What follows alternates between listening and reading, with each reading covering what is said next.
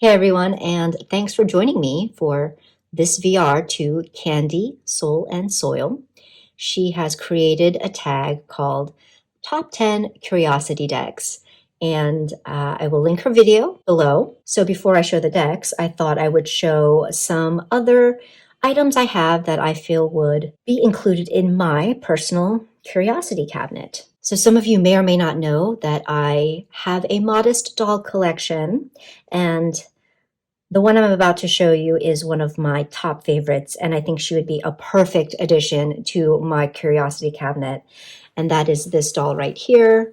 Her name is Elizabeth, and she is all sorts of mood. And she's a vampire. So I love everything about her. I love her wardrobe. I love her hair, her eyes. It's just perfection. And I think very apropos to being in a curiosity cabinet. And then I have these two crystals right here. This one, the alien, is a new addition, and I've named her Rosanna. And she's just very beautiful, and she called to me immediately. My very first alien crystal. And then, oopsies, sorry there. There we go. And then this one is Isadora. She was my first substantially sized skull. And she's got like a particular, like a specific flash that goes right across her eye and her nose, and it's just really pretty. This is just a great piece. And then finally, so this is weird, but cute, but kind of weird, which is why I think this would make a perfect addition to my curiosity cabinet. And that's this little guy right here. I haven't named it yet, but it's just a little mouse. And he fits inside his own little cracker sandwich. So I don't know. I just think that is the most fucking adorable thing ever, and also quite curious. On to decks. So my first two, and these are in no order, but my first two I'm going to show together because they are mine. And since we were on the topic of dolls, let me zoom in a little bit here. So this is my, oopsies, this is my Notorious JBG, and this is my JBG Oracle. And I think that these, because it's that same aesthetic of the kind of curious, creepy doll. Actually, I don't think they're necessarily creepy, but I know that other people do, and that's totally fine. But I think it's a no-brainer that these would be included in my personal curiosity cabinet.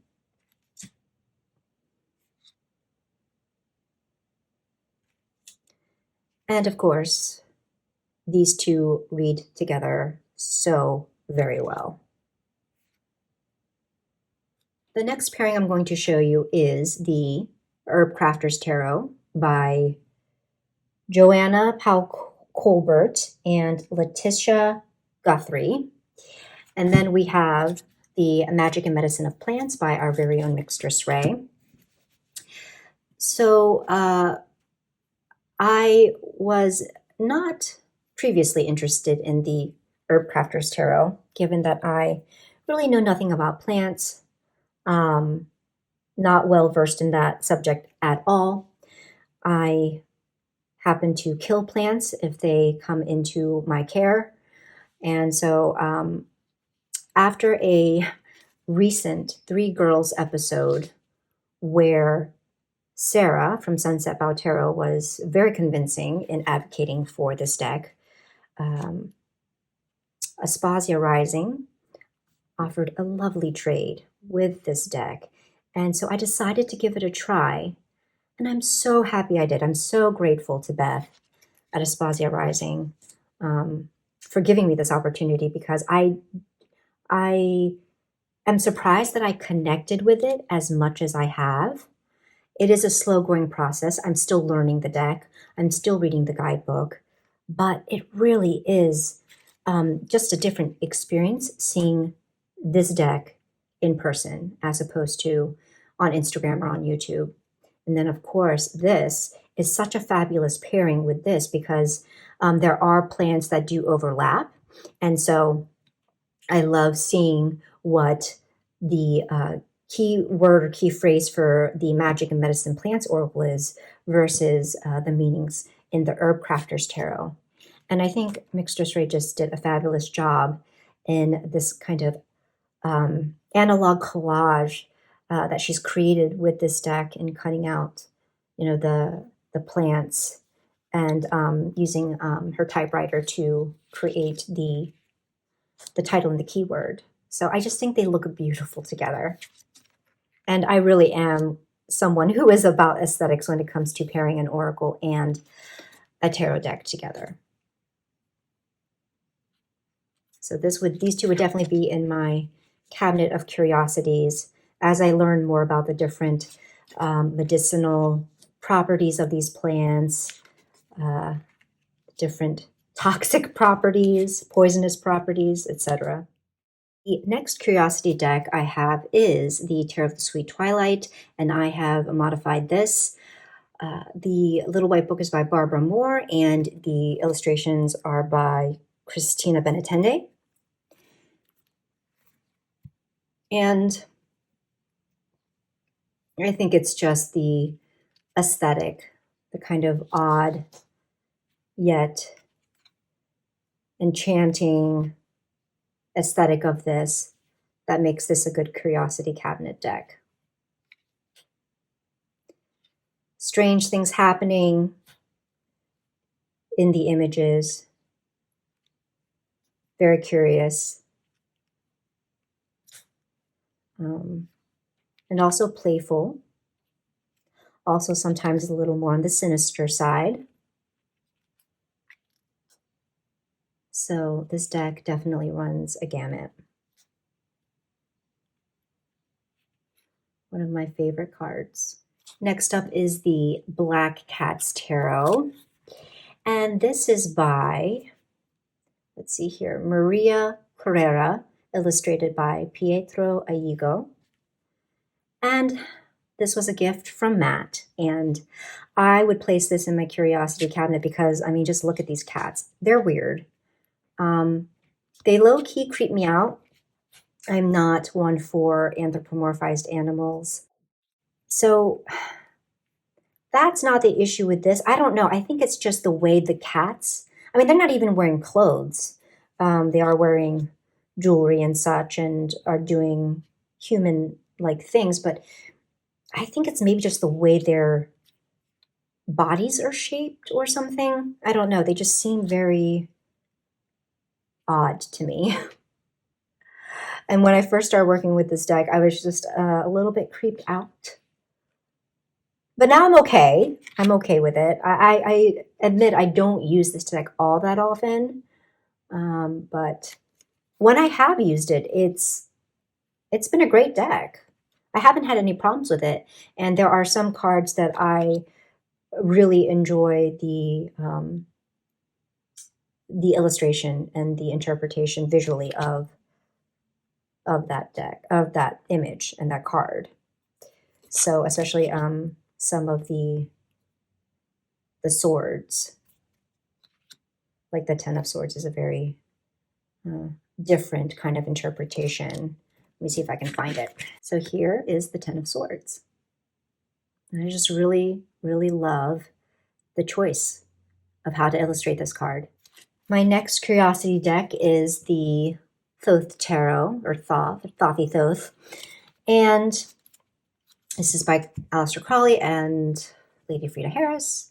And this is a recent, larger version that I bought off of eBay pre-owned because I was working with the pocket edition and found it to be quite difficult to see all the details. So I just decided to suck it up and get a larger edition. So it's still I think it's still in order. Yeah, because I am studying this deck. But I put this in my curiosity cabinet because it's an enigma to me, or less so now that I've been reading about it. But it started off as quite a curiosity. And it's just full of esoterica and I'm sure so much hidden meaning that will take me some time to uncover with more study, should I choose to. Jury is still out on that. But I am glad that I bought this bigger version because I can definitely see the details much more clearly in this deck. But I do prefer the pocket edition I have because the saturation is different and there are more like purples in that deck. And purple is my favorite color. The final curiosity deck is Tarot of Mystical Moments by Katrin Wellstein. And I picked this one because, again, it's kind of, I don't know, it's got some eccentric aspects to the different images. And yet they work. Of course, they work beautifully and seamlessly. But, you know, this to me is kind of a perfect example of a kind of curiosity cabinet image, you know? As well as this one, Spider Woman.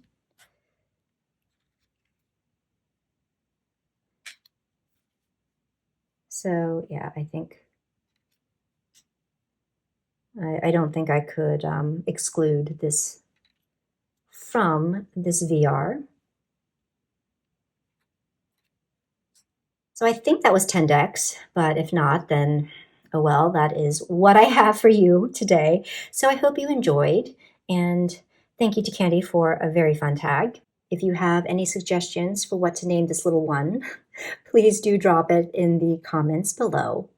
And until the next video, much love and take care.